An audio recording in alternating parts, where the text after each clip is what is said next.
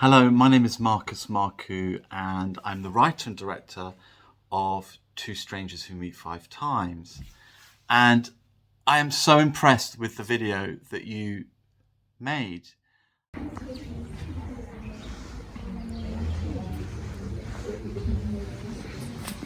Hello, Mr. Maku. My name is Curtis, and I want to let you know that we really appreciate that you're doing this little interview with us. We are in the 10th grade at the Friedrich Ebert Gymnasium in Berlin. Hello, my name is Tuan. At first, we want to give you some feedback. We really enjoyed watching the short film, and during the process of talking about the film, we had some questions which we couldn't answer ourselves, and therefore we would like to ask you. I know I'm here to answer your questions, and I will answer your questions. But my first question to you as a class, by the way, it was a wonderful introduction, Curtis and Tuan, thank you. But my immediate question to you as a class is, how long did it take you to set up that one shot?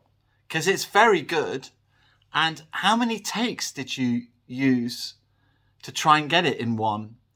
And did you collectively plan that, or was there one person planning that? And who was holding the camera? Was it your teacher, or was it one of you guys? Anyway, it was very impressive. I am going to answer your questions. They are brilliant questions, by the way. And your English is superb. Everyone I've shown the video to has been profoundly moved by your film. So let's get to that first question. Hello, my name is Ilea. We were wondering about what the inspiration for the film was. Was it a personal experience or something else? Thank you, Alea. That is a very good question. Whether it was the story was inspired by a personal experience, and as you probably know, a lot of stories that are written have their genesis, their roots in a real situation, and often what we do as writers is we change it to suit the story that we feel we want to tell. In this incident, I had a very good friend of mine who's a work colleague who was racially abused outside a tube station in London, and he came into work and he was very distressed and very upset, and I asked him what happened, and he told me that he'd been racially abused out the blue outside a tube station. And it was one of those moments when I thought, well, what if you had to meet that person again? Let's say you had to meet them today, right? Let's say you were interviewing them. And that's where it started. And at the time, Britain was going through some turbulence socially because we were going through Brexit, and that was raising so many issues about identity.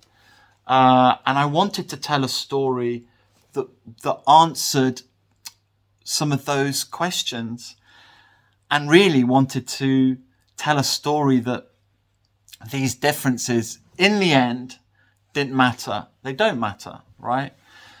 So that was the sort of story beginning. That's how it started in my head. But I only had two scenes, really. I had the incident and then the interview in my head. And I wrote it, and very quickly, those two scenes. And I told my wife, I said, it was on a Sunday, I said, come and listen to this. What do you think? And she said, and then what happens? I said, well, he's been racially abused, and then he interviews the guy that's been so aggressive and rude and not nice. And my wife said, well, that's not very interesting. So, and this is a good lesson, right? When you're writing or creating stories, it's nice to have feedback. And I thought, yeah, she's right. There needs to be something else. And then I thought, well, what if they meet again? And what if the tables have turned a little bit more? And then I thought, well, what if they meet again after that? And what if they'd met at the beginning, when they were kids? So very quickly, I found that story. And I'll be honest with you, when I made the film, I didn't think anyone would understand these 5 moments. I remember thinking, oh, the idea that the film is just 5 moments throughout a whole life. Maybe it's too much, right? In such a short film. Maybe that's too much to try and do in just 12 minutes. So I genuinely wasn't sure whether it would work. And then I was really happy when audiences responded really quickly that they enjoyed it. And then I completely forgot that I never thought it wouldn't work. And every time I make something, I say, I don't think this is going to work. And somebody reminds me that this is what I said last time, but I've forgotten. So anyway, thank you, Leah. Good question.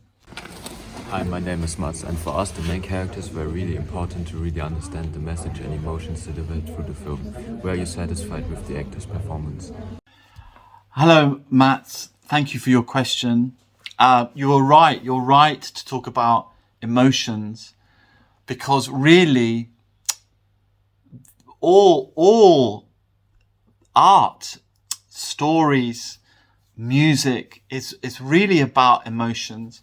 And you're very right to ask whether I was happy with what the actors did, because really what the very best actors do is they're able to communicate, to change their emotions and communicate their emotions. The very best actors are able to do this really well. I think in this story, I was really happy with what all the actors did.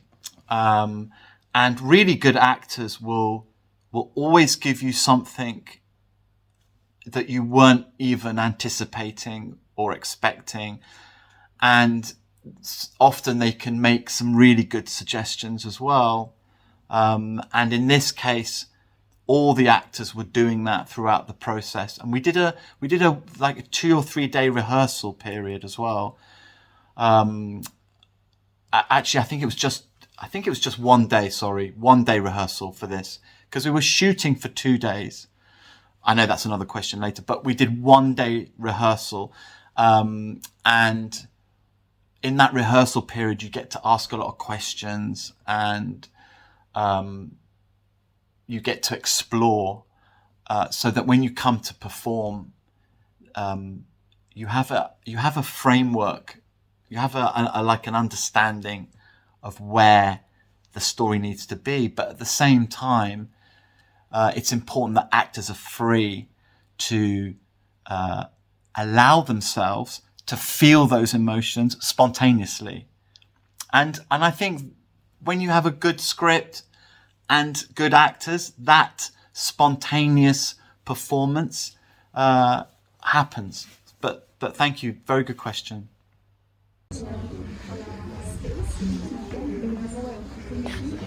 Hi, I'm Mika, and we were wondering over how long of a time span the filming took place and what difficulties you ran into, if any. Hello, Mika. Thank you for your question about how long it took to film and what difficulties we faced. It was a 2-day shoot.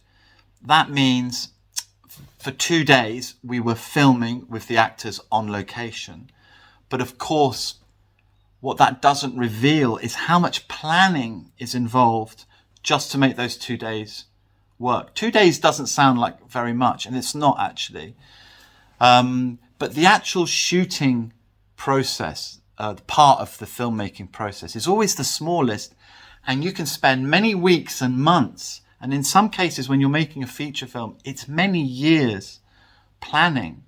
And I think this was about 3 or 4 months planning, which is still pretty good, even for a short film. And that means in the planning, you're looking for locations. And as a filmmaker, I really like to find all my locations myself. And it's a really lovely experience because you get to just wander around with a camera and take pictures. And, you know, you can spend many days looking for a location and not find anything, and then find something without looking because you're on your way home and you accidentally walk down a side street and you suddenly go, hang on a minute, this is perfect. So it was only 2 days to shoot, and we were in 5 locations in 2 days, which means you need to be planning really a lot, and you need to schedule very carefully, because we had 5 scenes, right, in 2 days, and we were at 5 different locations. We were at the cash point, that was outside. We were in an office. Then we were outside in a park again. And then we were at a sandpit in a park. And then we were in an old people's home in the future. So that's a lot of moves, right? That's a lot of movement of people. And that requires a lot of thinking and planning. And that's why production management in filmmaking is so important, because they are the operation, right? They're the logistics, because you've got to move everything. You've got to get everything parked. You've got everything to arrive there, and then you've got to feed everyone. It's a lot of thought and planning, but that's what allows you to have efficient days shooting. Because you're also working out what might go wrong, what backup options you have, etc. In terms of the difficulties, you know, there weren't there weren't too many difficulties making the film. The weather is often a problem, right? Like if it had been raining when we were shooting the children in the sandpit, problem, right? Or if it's really raining hard when we're outside with the cash point. So this is why people make films in Hollywood, because they're guaranteed certain kind of weather. I think, you know, it's a huge advantage to know what the weather's going to be. So we were lucky that, we shot it in like autumn in London, and it can often be rainy, cloudy. But I'm always looking at my weather app, but we were really lucky. So we didn't have too many difficulties. The weather was good for us. The crew were brilliant. The crew that helped make the film were excellent. The planning was good. The actors were fantastic. If you've got actors that come into the filmmaking process that really know their part and understand what they need to do, it makes things much easier because you can shoot quicker. So anyway, thank you, Mika. Good question. Hi, my name is Lorenzo. We're analyzing the film. We spent a lot of time discussing whether Alistair and Samuel actually recognized each other in some of the scenes or not. Especially watching the fourth scene, we wondered if Samuel really didn't remember Alistair, who was homeless at that time. What is your opinion on that? Lorenzo, this is a very good question indeed, and it's something that people ask a lot. Do they actually not remember? And I don't think they do, because I'm 51 years of age, and as I've got older, I even forget how I know someone. I have to think, was I at school with them? Was I at university with them? Did I work with them? And I have met people who remember meeting me and having a full conversation 20 years ago, who I've not seen in 20 years, who then go, and I can't remember. Or sometimes I remember people, and I think it's because you're young and at the moment, because you're young, you remember everything because you're year 10, right? So 15, 16 years of age. But when you get to my age, you're going to start forgetting who you've met, who you've known. Of course, there's Facebook, right? And, if you took away Facebook, I would forget some of the people that I know on Facebook because I've bumped into someone, we've had an amazing conversation, we've become friends for a while, they've added me on Facebook or I've added them on Facebook and, you know, or Twitter or any social media. But I think, you know, if we'd not stayed social media friends, maybe we would have forgotten of the connection. So I don't think they remember each other at all. And I think that's, but they feel it. They feel a connection. Does that make sense? And that's common. I sometimes feel a connection, and I do think, oh God, I wonder if I bumped into you in the past, when maybe on this has happened actually, where I feel, oh my God, I know you, and then I work out that we've met as school friends, like through mutual friends, but years later we've met, and we've somehow worked out where we had once met, because you feel the connection. And I think even though they don't consciously remember, there's a subconscious acknowledgement of a bond of some kind that goes back. So I hope that answers your question. I'm Frido, and we really like the scene in the retirement home because it resembles a very wholesome turn of events.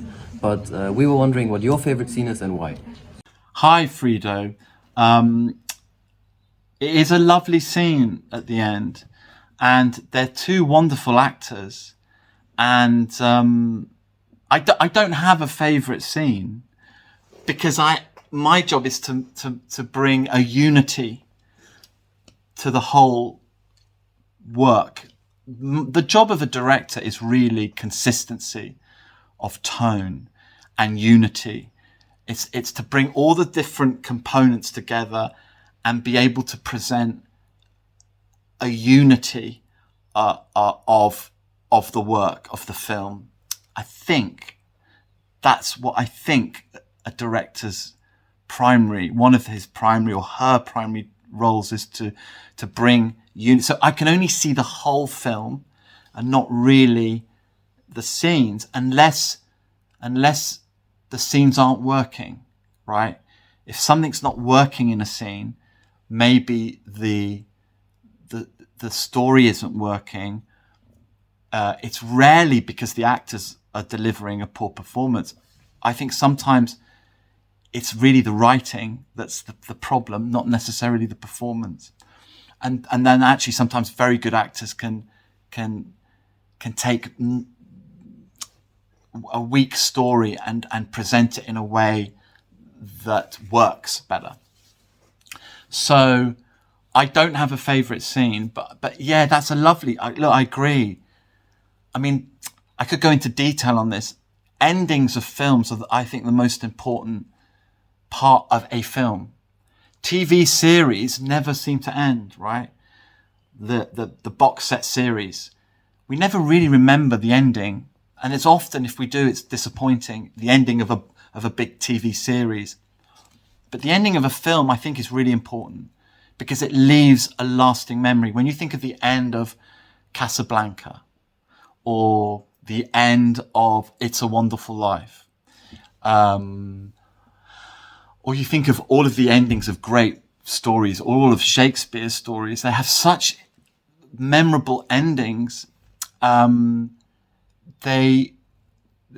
It leaves you with a very strong emotional impact, and that's kind of what you remember, isn't it? You often remember how a film ends, and I think you're right. Look, it's a good ending. You're right. It's a good ending, and what makes it so special is the actor that plays the older Samir is a Greek Cypriot actor called Dimitri Andreas, and a very well-established actor who it was a privilege to work with him. He's in his 70s now, but he's been around a long time and worked with a lot of lovely people. And I had some lines for him at the very end because I thought, you've got to give him some line. And and he said to me, I'm just going to cut that line. It was something like, thank you. It was just simple. And I said to him, what are you going to do? He says, watch what I'm going to do. I'm just going to smile. And of course, he's brilliant.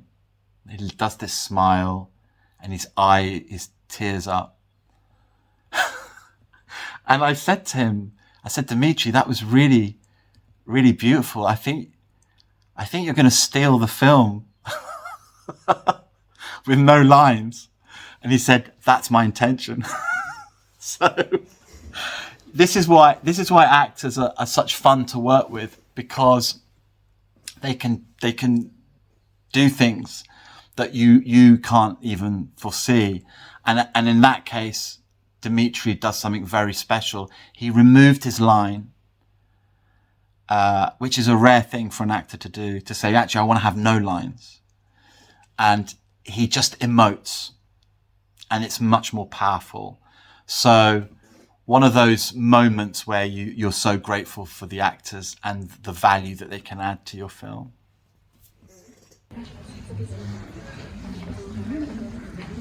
Hi, my name is Mia. It really caught our attention that you chose to not put the meetings in chronological order. In class, we already discussed some theories about why you made that decision. Now, of course, we would really like to know what your real reasons were. Hi, Mia. Thank you for your brilliant question about the order of the scenes. Yes, it was important that we start with number 2, right? Because that's conflict. Like, straight in with the conflict. And because it's titled Two Strangers Who Meet 5 Times, it was important that it was called that, because you're communicating to the audience 5 scenes. And therefore you're already building in some kind of element of the unknown. What's going to happen next? So you start with the second time. Wow.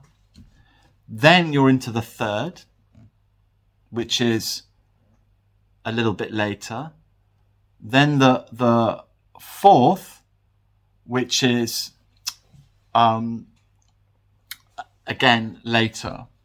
And then back to the first, which is a shock, right? Oh, they met as kids, and that's quite moving. And then you cut to the end.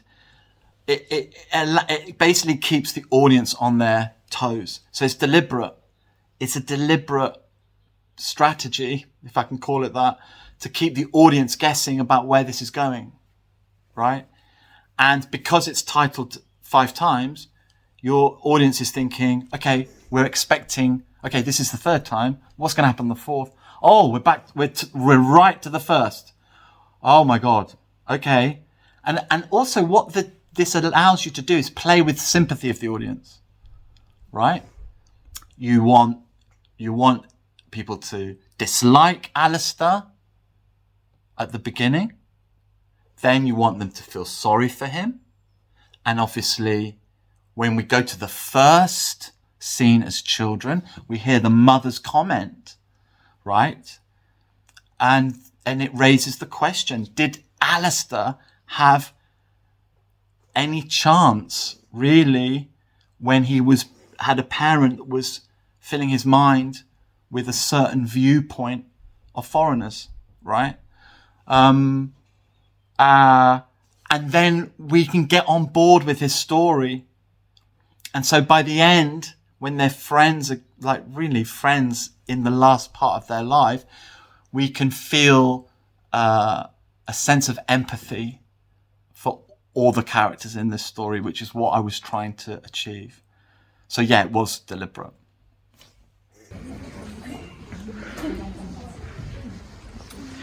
Hi, I'm Melina. We came across the fact that your movie has won many awards, which leads to the assumption that you've probably watched it a gazillion times.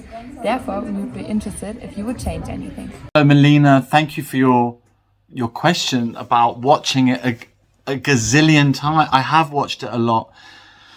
And I don't, it's such a sweet story in so many ways. I just feel very blessed and happy that I've made something that's had this response, and I had the right actors, and I had the right cinematographer, and I had the right composer, and I had the right locations.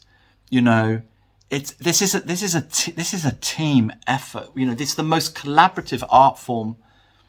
You don't work at all in isolation. You as a filmmaker, you're bringing all of these components together, and you're really in the hands of all the people that you're working with. It doesn't matter how good the story is that you've written. You really need the best people you can get to help you communicate the story.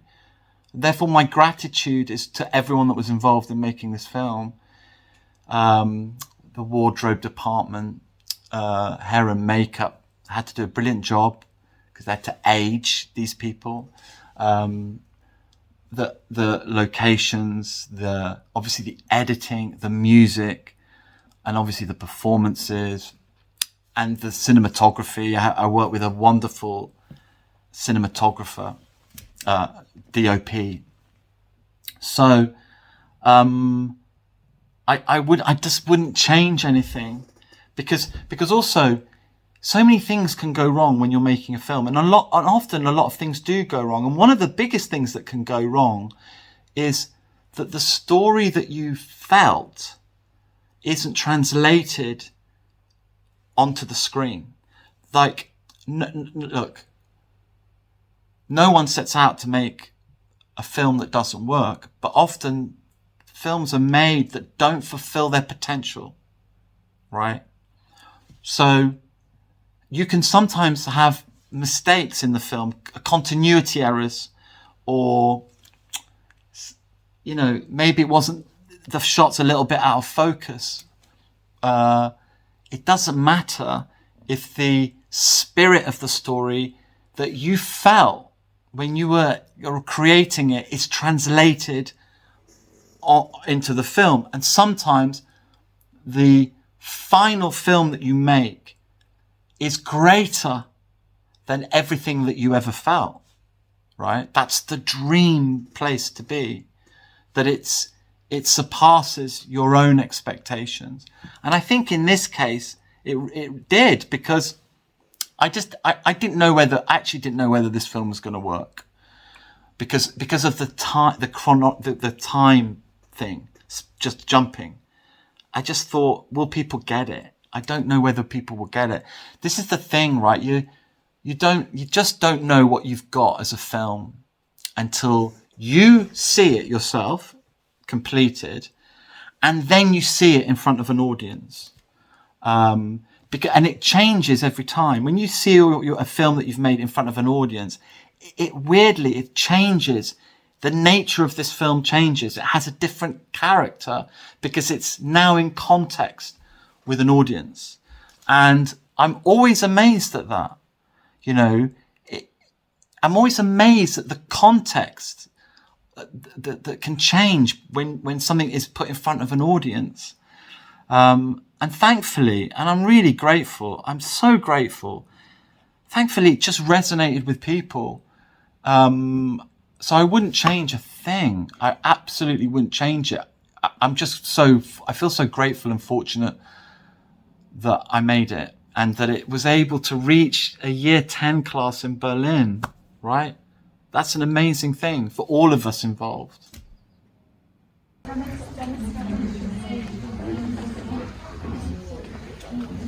Hello, my name is Kathleen. And my name is Lisa. So these were our questions about the short film, and thank you for taking your time answering our questions. And we look forward to watching your video, and we wish you continued professional success. Goodbye. Kathleen and Lisa, thank you for finishing your Q&A so beautifully. If I haven't said it before, I think I have.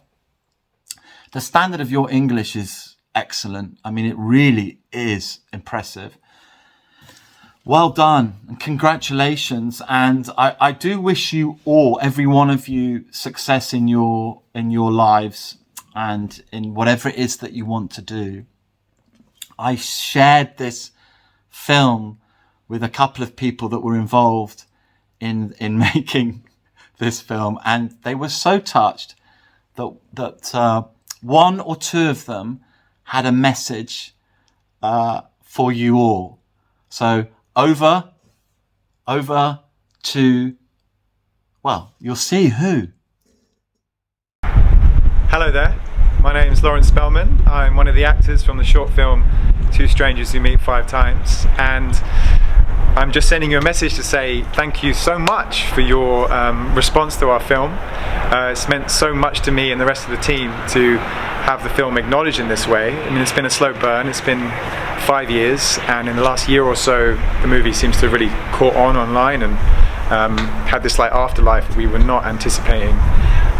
So we're so grateful that you've got so much meaning and really understood the film, and I hope maybe we can get to Zoom with you properly at some point and maybe talk about the film and directly answer some of your questions. If we can remember, it's been a while now. Anyway, take care, all the best, and see you around. World and touch so many people and have so much significance. 6 times.